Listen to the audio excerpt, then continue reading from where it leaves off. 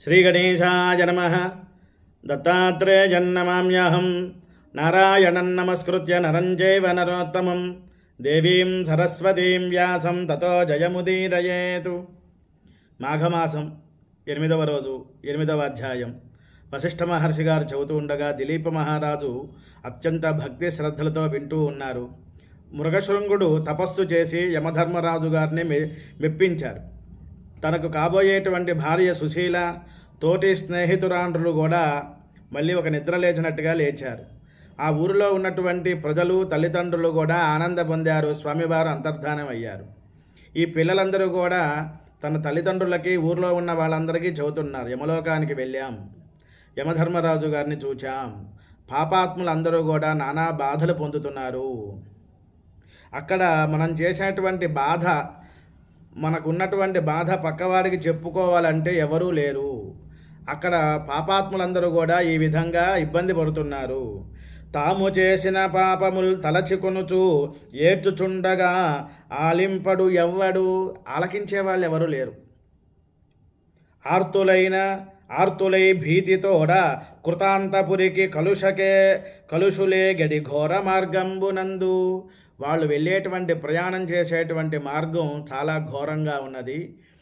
సూర్యభగవానుడు 1000 సూర్యులు, సహస్ర సూర్యకిరణాలు ఎలావతే పడతాయో ఇసుక తెన్నుల మీద నడిపిస్తున్నారు. ఒకచోట సర్పంబు, ఒకచోటను వృశ్చికములు, ఒకచోట కంటకములు.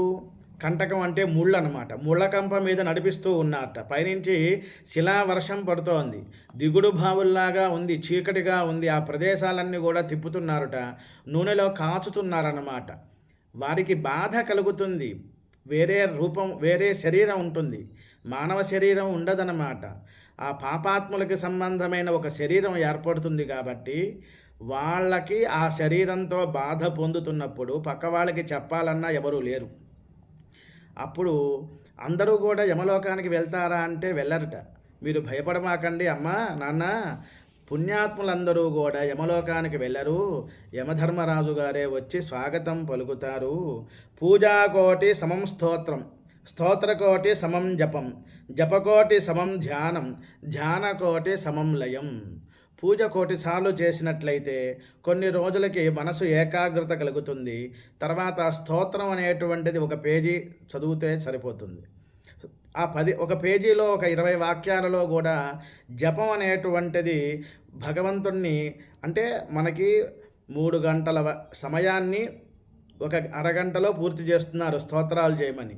అరగంటలో ఉన్నటువంటిది 5 నిమిషాల్లోనే మనకి ఈ యొక్క జపాన్ని చేయమన్నారు, 2 వాక్యాలుగా ఉన్నటువంటివి. ఇంకా భగవంతుడితో లయం అవ్వాలి కాబట్టి రోజు దేవాలయానికి వెళ్తే దేవాలయం అనేటువంటి చెప్పారు.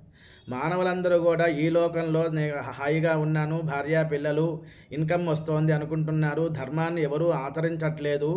రేపు చేద్దాం, ఎల్లుండి చేద్దాం అనుకుంటారు. పుణ్యస్య ఫలమిచ్చంతి పుణ్యం నేచ్చంతే మానవాః, నా పాప ఫలమిచ్చంతి పాపం కుర్వంతి యత్నతః. పొద్దున్నే నిద్ర లేవాలి, పూజ చేసుకోవాలి అనుకుంటారు, కానీ చెయ్యరు. పాపాత్ములందరూ కూడా ఏ విధంగా అయితే చేస్తూ ఉంటారో ఆ పాపంలో కొట్టుమిట్టాడుతూ ఉంటారు. కలిన అధర్మమిత్రేనా, ఈ కలియుగం అంతా కూడా అధర్మంగా ఉంటారు. కాబట్టి నిరంతరము విష్ణు సహస్రనామ పారాయణ చెయ్యాలి, వేద పురుషులకి నమస్కారం చెయ్యాలి, గోసేవ చెయ్యాలి, తల్లిదండ్రులు చెప్పిన మాట వినాలి.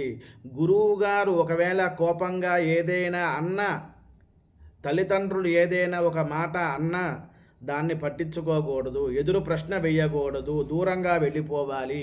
ఇటువంటివన్నీ కూడా ఆ యొక్క సుశీల, తన పక్కన ఉన్నటువంటి తోటి స్నేహితురాండ్రులు అందరూ కూడా ఆ భోగాపురంలో ఉన్నటువంటి ప్రజలకు, తల్లిదండ్రులకు చెప్తూ వచ్చారు. చాలా ఆనంద పొందారు. అప్పుడు మరలా అడుగుతున్నారు ఎవరు, దిలీప మహారాజు గారు వశిష్ఠ మహర్షి గారిని, అయ్యా ఇక్కడి నుంచి యమలోకం ఎంత దూరం, ఎలా వెళ్తారు, అది కూడా నాకు చెప్పండి, నేను వినాలనుకుంటున్నాను.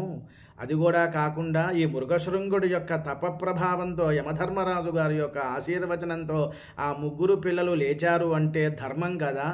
ధర్మస్వరూపంగా ప్రాతకాలంలో 3 పూట్ల సంధ్యావందన కార్యక్రమాలు, అగ్ని కార్యక్రమాలు, ఇటువంటివన్నీ చేశారు. అధీతి బోధ ఆచరణ ప్రచారం అంటారు.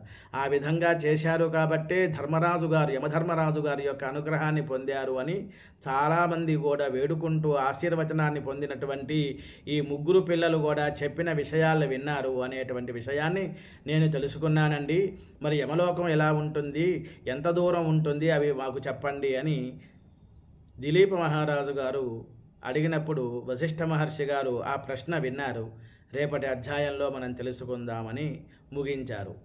స్వస్తి.